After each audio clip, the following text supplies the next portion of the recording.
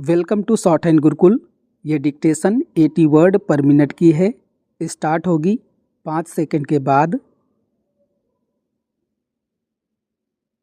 Start.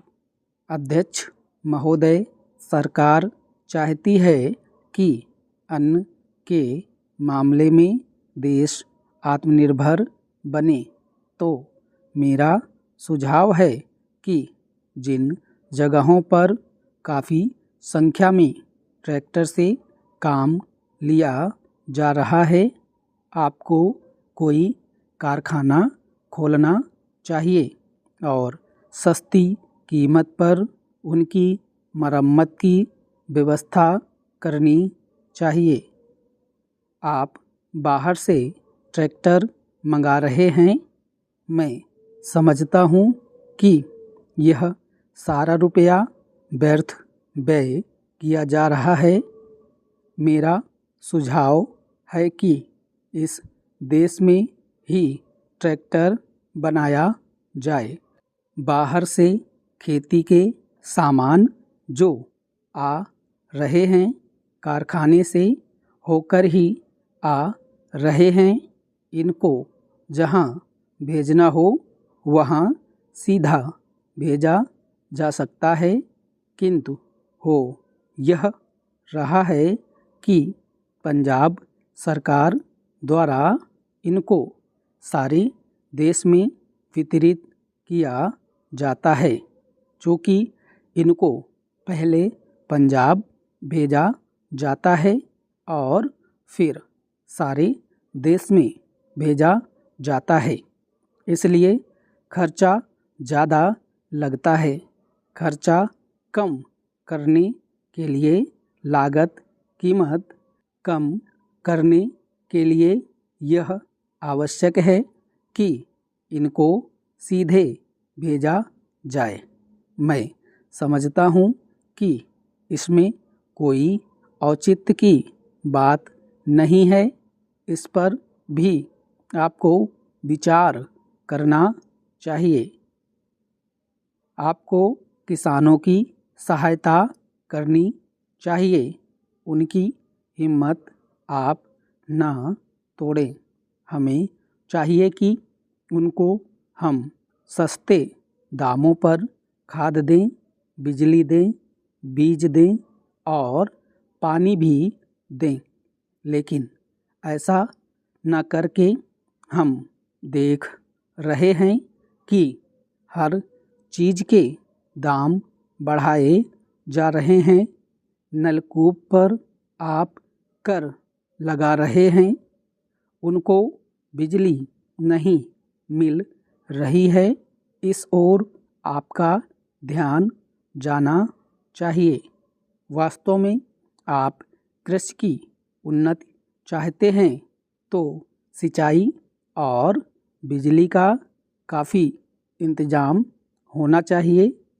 जब तक सिंचाई और बिजली का इंतज़ाम नहीं होगा, तब तक खेती की उन्नति नहीं हो सकती।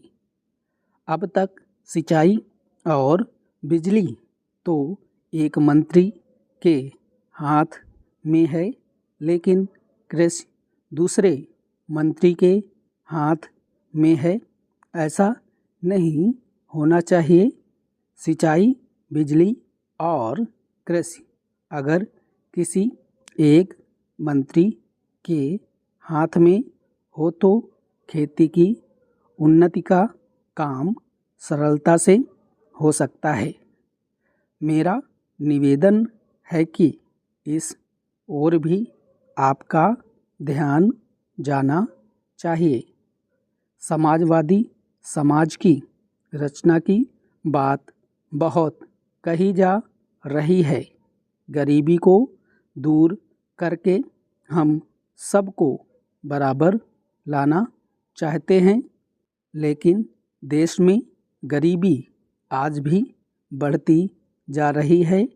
मैं यह नहीं कहना चाहता हूँ कि हमारे देश में सरकार ने कुछ नहीं किया है। अध्यक्ष महोदय, बहुत कुछ किया है, लेकिन महंगाई बढ़ती जाती है और इस कारण से जो देश की खेती की या किसानों की उन्नति हुई भी है वह महंगाई के कारण समाप्त हो गई है। तो ऐसी स्थिति में अगर हम किसान को अन्न की उसके पैदावार की कीमत अधिक नहीं देंगे तो हमारे देश का कल्याण नहीं हो सकता है। मैं कोई यह नई बात नहीं कह रहा हूँ। पहले अमेरिका में यही किया गया जब वहाँ पर खाद्य समस्या के कारण लोग परेशान थे। हमारे यहाँ भी उसी से कल्याण होगा।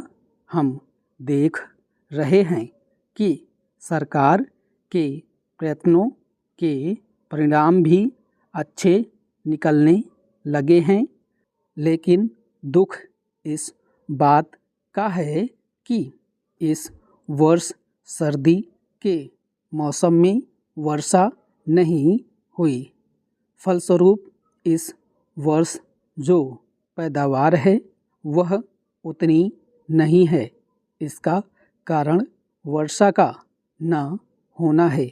कुछ लोग कहते हैं कि इस वर्ष भी जो पैदावार है पिछले वर्ष की पैदावार के बराबर हो जाएगी, लेकिन अगर वर्षा हो जाती है तो निश्चय ही हमारी स्थिति बहुत अच्छी हो जाती है।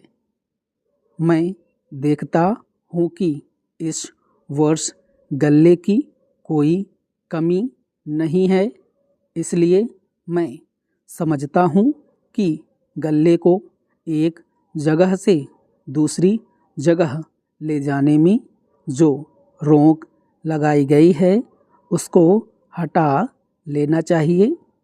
अभी हमारे राज्य में बड़ा अकाल पड़ा हुआ है, लेकिन वहाँ पर गल्ला भेजने की कुछ व्यवस्था की गई है और लोगों को गल्ला मिल रहा है।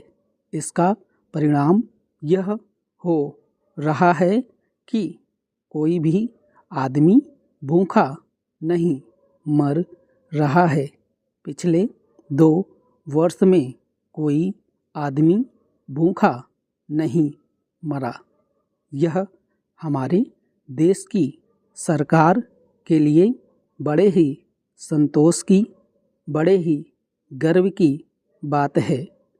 यदि अन्न की उपज हमें बढ़ाना है तो हमें पानी का इंतज़ाम करना चाहिए।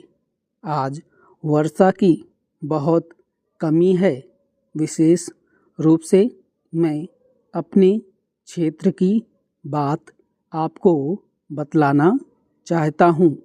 20 वर्ष पहले जितनी वर्षा वहाँ होती थी उतनी ही वर्षा आज भी होती है। वहाँ नहर भी है, लेकिन नहर का पानी वहाँ नहीं जाता है। नहर के पानी को आगे ही रोक लिया जाता है। बांध भी बना है, किंतु हमारे राज्य के लिए पानी नहीं दिया जाता है। इसका परिणाम यह होता है कि पानी ना मिलने के कारण लोगों को काफ़ी परेशानी का सामना करना पड़ता है। कुछ लोगों ने नलकूप भी लगा लिए हैं, जिससे लाभ हुआ है। स्टॉप।